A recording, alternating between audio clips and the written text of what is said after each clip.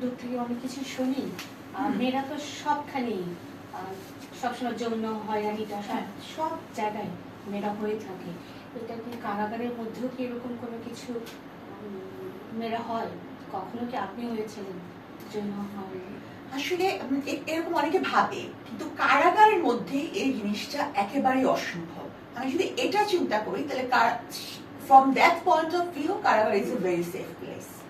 আর নারী কারাগারে তো কোনো পুরুষ নাই, হ্যাঁ, তো কোনো পুরুষই নাই, তো যৌন হয়রানি করার বা এই করার মতো কেউ নাই। কারারক্ষীরা আছেন, মুভিতে দেখি না যে জেলার, তারপর হচ্ছে কিছু যারা কারারক্ষী থাকে, পুলিশরা থাকে।